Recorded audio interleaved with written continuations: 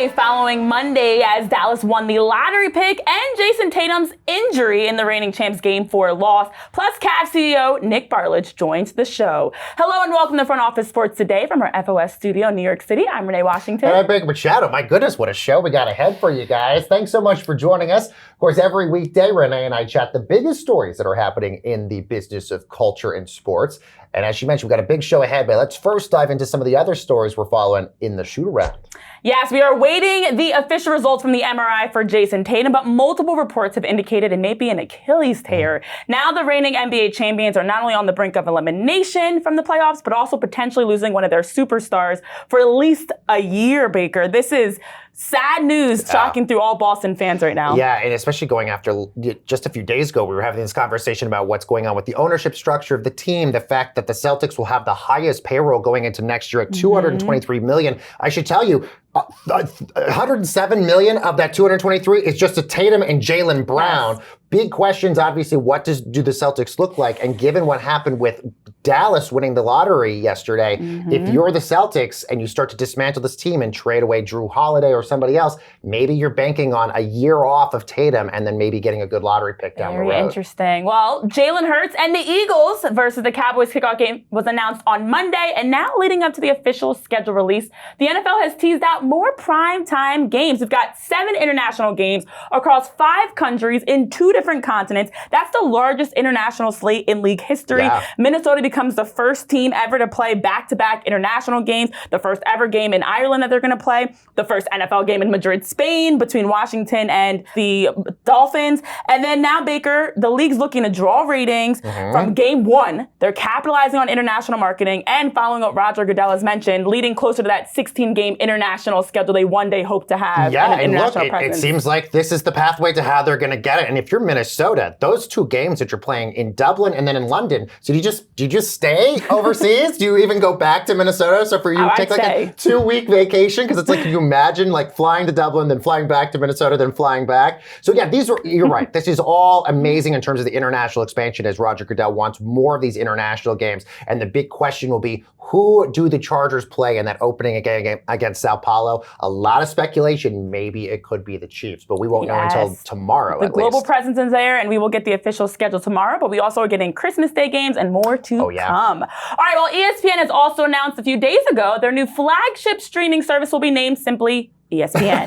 Now we have updates on their 2 pricing plans. They've got the unlimited plan for $29.99 per month, aka $30, or a bundle with Disney Plus and Hulu for $35.99, Baker. Yeah, our Mike McCarthy is there as he's watching this being unfolded today at the upfronts for ESPN. The big question going into this, how much would you charge people who are cutting the cord that want to watch sports? What's sort of the appropriate amount to charge? And it seems like $30 was sort of the sweet spot for them. But the one thing that Mike McCarthy actually tweeted that I love the most is they're creating a thing on this called Sports Center for You. So if you're a Yankees fan, AI is going to tailor the content to your favorite team. But the best part, it'll also tailor content to the teams you hate. So if you're a Yankees fan, it will also feed you Red Sox content also, which I think is really sort of interesting here. My phone is already feeding me enough. I don't need anything else. Well, over the NBA, Dallas has locked in the #1 pick. They've captured the flag, so to speak, and it's led to conspiracy theories, flag talk, and Giannis Antetokounmpo speculation. Let's get into it in our main event. Now, how does the NBA draft lottery ripple effect through the league? Well, since the format changed in 2019, the league with the team with the league's worst record has never won the lottery and picked first overall. Yet just months after the most shocking NBA trade ever with Anthony Davis and Luka Doncic, the 2024 NBA finalist with that 1.8% chance Dallas picks first. So we welcome in our FOS reporter, Colin Salau, who's not feeling so great after his Wizards did not even fall in the top 5. So Colin, let's start with the lottery, because how does this happen? People are claiming it's rigged. There's conspiracy theories floating, and there are a lot of angry fans of teams that did not land in that top 1 or 2, like your own Wizards. Yeah, Baker and Renee, it's nice to finally join you guys. I wish under better circumstances. But, there's obviously conspiracy theories are going to be there. And I think it's, kind of fair to assume these things, especially if you look back, not just at this draft. You had the Cavs winning so many lotteries after LeBron left. The Pelicans won the lottery right after the NBA owned the team. Like, why are these things happening? Even the Bulls, they got hometown kid Derrick Rose. The NBA, though, is pretty transparent about their process. So many outlets have talked about, media members are present when the machine shoots up those lottery balls. There are cameras even right beside where the balls come out. So it's really hard to assume that there's lottery unless there's some magic going on there, which, maybe there is. But I think the question really for me then is we have to assume then that it's fair play. Assuming it's fair play, we're never going to get the answer to conspiracy theories. Are there lottery rules that can be fixed then? As you mentioned, the team with the worst odds or with the worst record has never won the lottery since the 2019 rule change.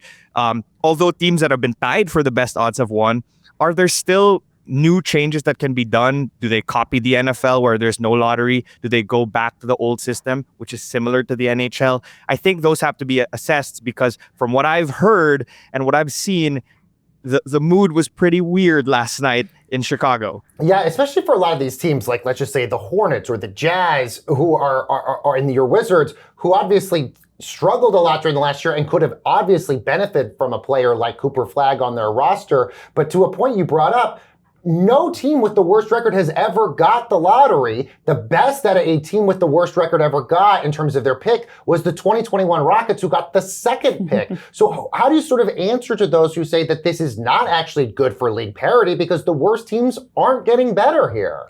Yeah, I think there's going to be two sides to the argument, because the other argument is that the league's trying to discourage tanking. And if I will give the example of the Detroit Pistons. They had the second or worst record for the last, 3 or 4 years. I think they fell out of the top 4 for the last 3 seasons. And then this year they were like, you know what? We're going to try to win. And they did. And they just signed veteran free agents and they made the playoffs. Now, the counter argument to that is they still won the lottery in 2021. And, I like the Wizards GM was talking yesterday about how, this is a long process and we understand that this is the case and maybe teams are still going to have to go through this. So I think there's two sides of the coin there. And the NBA really just has to assess which is the better side for them, because it doesn't seem like this is discouraged tanking at all. In fact, it's kind of just extending the process. And some teams are honestly willing to bite the bullet. Yeah, well, there's a lot of history that is riding on this draft, especially if the projected number 1 Cooper Flagg does go first, which would make him the first white American player taken first in the draft since 1977 when Kent Benson was drafted by the Bucks. Wow, but also, this is just the second time in history, Colin and Baker, that a WNBA and NBA franchise had the number 1 pick. It was Cleveland in 2003 when LeBron and LaToya Thomas were drafted to the Rockers and Cavs. Of course, Paige Beckers is drafted to the Wings, and now we're waiting to see who officially gets drafted. But I'm curious your thoughts, Colin, on the ripple effect, because with the way that the top 5 finished out, Mavs, Spurs, Sixers, Hornets, Jazz, it feels as though these are teams that are not really needing to draft the player, but instead maybe trading for a player like Giannis, for example. The Spurs are a great fit. In this last 60 seconds that we have, I'm curious your thoughts on, does this now mean we're going to get a possible trade for one of those top 3 picks? I think 100% the Spurs are likely the team that's going to look for to look for Giannis.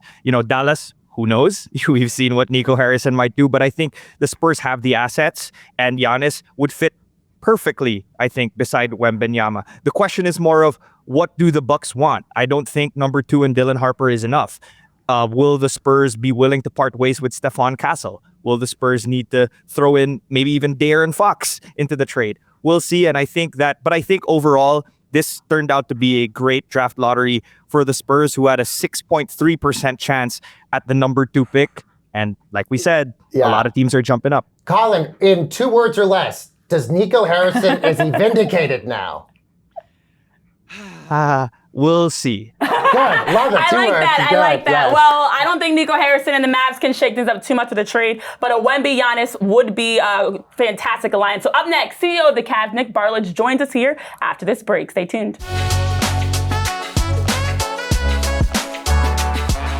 And welcome back back to Front Office Sports Today. Baker and Renee here. And as we're in the midst of the NBA playoffs, we're joined by Nic Barlage, CEO of Rock Entertainment Group, which owns the Cleveland Cavaliers. Nic, welcome. Good to have you here.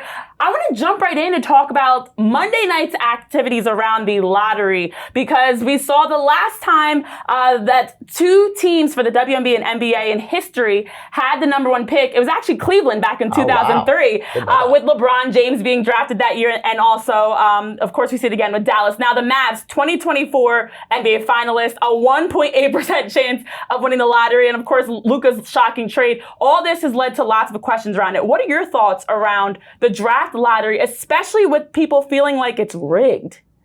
Look, I will just say that, the theater that the NBA is able to create around moments like this, our tentpole moments like the NBA lottery and then the building into the NBA draft, it's fantastic for the league. I would say that as a team that's won the lottery 3 times in the last 20, 25 years, give or take, it's absolutely not rigged. I mean, these things obviously live in the social media sphere, and, Adam Silver and Mark Tatum and the entire NBA is in our opinion, one of the best run leagues in the world. And so, look, it's an interesting narrative for sure. Let's not deny that. We're not going to sit here and say that it isn't. But we've been the beneficiaries of that over time, whether, to your point, whether it's LeBron or Kyrie, or even one that even a number one pick we had that we ended up, trading away. All those things fuel, the narrative of what works in social media this day and age. But at the end of the day, it's exciting for the league. It's always important from our perspective that narrative carries on and lives and creates its own storylines. But it's not rigged. These things happen for a reason. If anything, in my opinion, it further reinforces the parity we're seeing across the NBA right now, which has the league, at so many different levels of achievement historically, and I think all that benefits the success of the NBA. Nic, let's talk. Obviously, it's been a great year for the Cavs this year, the number one seed, and Kenny Atkinson winning, Coach of the Year. So a lot of great accolades there. And I'm curious, from an organizational standpoint, what also has to go into play to make sure the organization, from ticket sales, fan engagement, all those other things are sort of at the same level as the team is performing on the court. What sort of goes into that to make sure everything's sort of in sync here? Yeah, great question. For us, we're constantly, whether we've been aspiring to get into the play-in or whether we've been a number one seed, our mentality is we want to always be big wave ready as a business, as we say internally. And we really think about this as a platform, a platform that can create momentum in a community, a platform that we can ultimately create impact from a commercial perspective, as well as really anything we're doing to extend our brand, not just here in Northeast Ohio, but really across the world at the end of the day. And so for us, tonight will be our 146th consecutive sellout. We've been building towards this moment for a long time. About 5 years ago, we went through an intensive reevaluation of the composition of our ticketing strategy, which ultimately has allowed us to realize a lot of the lift that we've seen this year. And yeah, this year has been a dream season for us from a business perspective, to start off with 15 wins in a row and have multitude of win streaks kind of threaded throughout, 3 All-Stars, Coach of the Year, as you mentioned. We couldn't ask for anything more as a business and as operators to be able to maximize these things that are coming for us. And it's being borne out in our outcomes and in the impact that we're seeing in data and in numbers and in growth. And those things that are things that we stay very focused on, kind of laser focused on every single day, preparing for moments like we've seen this season. Yeah, and when you look at this 64-win regular season team, it's really the culmination of how you guys have been able to build in that post-LeBron era to be back at the top of the standings. I'm curious your thoughts, looking specifically at Donovan Mitchell, as someone that's name has been brought up as one of the faces of the league. How do you build that brand for a superstar like Donovan and for your team to be in a position of really allow us to get a better insight of who Donovan is that maybe you guys see internally that the public needs a better view of, to see him as the face of the league? Yeah, no, absolutely. I'd say first, our president of basketball operations, Kobe Altman, our head coach, Kenny Atkinson, have done a miraculous job, a wonderful job, a remarkable job of pulling this whole team together. And you're right, we've grown this thing organically. We obviously traded for Donovan a few years ago, but this has been something that's been building for some time through great draft picks, whether it's been Evan Mobley or Darius Garland, Isaac Okoro. And so this roster is homegrown for the most part. With that being said, just because you mentioned Donovan, Donovan is one of those individuals who is a superstar. I mean, he is an amazing basketball player. But what's even more amazing is the work that he does with his Spida Cares Foundation right here in Northeast Ohio. we've been doing a foundation scholarship in partnership with Huntington Bank going on over 30 years now. Donovan and his mother, Nicole, found out about it, and they decided to double the scholarship dollars last year. And then this year, they went along with us and partnered to create 5 additional scholarships for HBCU students, which these are the things that don't carry the headlines. And then the other thing I'd add is we had 2 kind of, miracle workers happen in Cleveland in the last 60 days. One gentleman saved a school bus from burning. The other saved a family from a burning roof by getting up on a ladder and taking the kids down. Donovan on his own brought him out to the game, and we honored him at a quarter break. But these are all the things that Donovan does in the community. I mean, he shows up to random high school varsity basketball games throughout Northeast Ohio when he has off nights. He is just one of those people that gets it. And we have our whole group of guys are threaded with that kind of DNA. They're great people first, and they're great basketball players second, and that's something we really aspire for, and we're lucky to have, quite frankly. Nick, I'd love to get your take as somebody who's a fan of another small market team in Denver, of sustaining success as a small market franchise, given the fact that, look, next year you're going to be top 5 in payroll. How do you sort of continue to sustain that success and keep fans engaged for the fact that you're not in New York, you're not in LA, you're not in Boston? For us, there's no reason why we can't manifest our own outcomes right here in Northeast Ohio based on how we run the business, the culture we create, and it's really led and galvanized by our chairman, Dan Gilbert. We don't think small, we think big. And so for us, it really is market agnostic. I actually cringe when people call us a small market, because when you look at the state of Ohio, it's arguably the 6th largest market in the country. And that's the way we look at it. We look at it as the regionality of our asset and the ability for us to take this internationally. We spent a lot of time in Brazil building our business down there. We spent some time in France a year and a half ago. And so for us, this is a global game, and we have to thread that through our strategy every single day. It is not about the market we operate in. It's about how can we make it greater than where we are right now. And so for us, it's really about how do we lift up Northeast Ohio? How do we take Cleveland to the world? Those are things we talk about every week internally. And so for us, we're not limited by our market. I want to be very clear. The only thing that's ever going to limit us is ourselves. Thank you so much for joining us on Front Office Sports today and weighing in on and giving insight around the team. Yes, no, and thank you for having me. We appreciate it. Thank you. We'll have a quick break here with more coming your way after this regarding investment in women's sports and other topics here on Front Office Sports today. Stay tuned.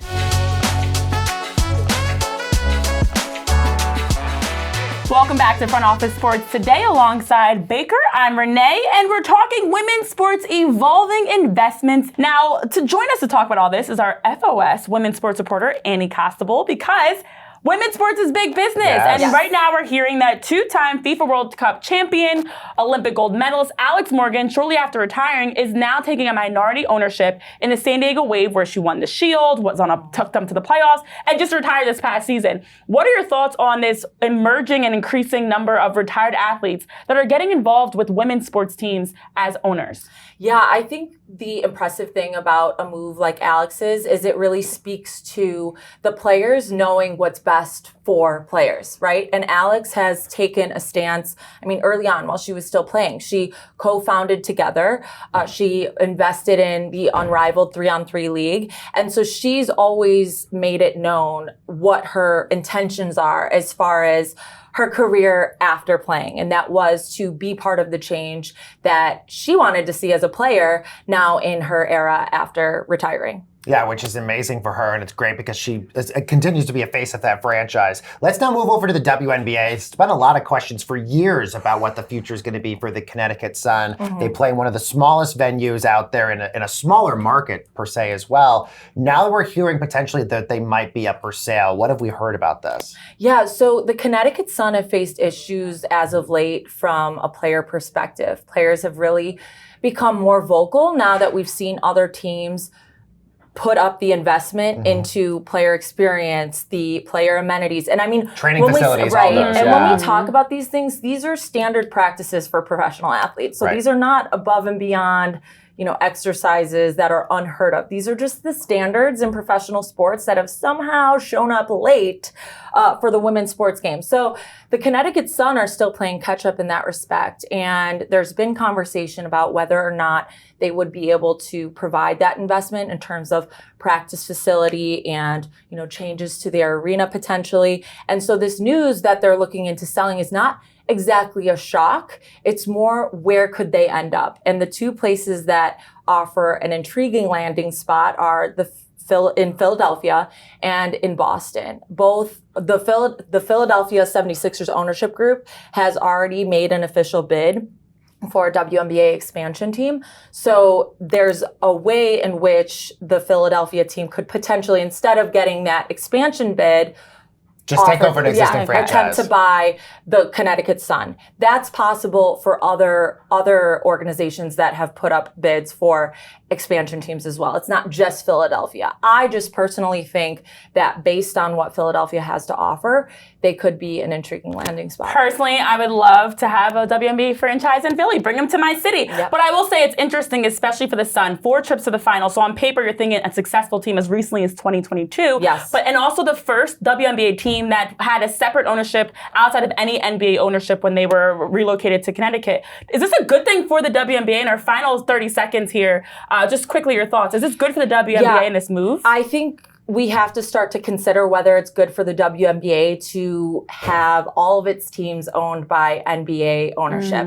That separation might be beneficial to maintain in the WNBA. Credit belongs to the Connecticut Sun and the Mohegan Sun for buying this franchise and bringing them to Connecticut. But at this point, a sale makes sense in a lot of people's minds based on what they may still be able to provide this team. Very interesting. Well, thank you, Annie, so much for joining us to weigh in on all that is going on in our women's sports investments. And with that, let's see what's bubbling over at the FOS water cooler.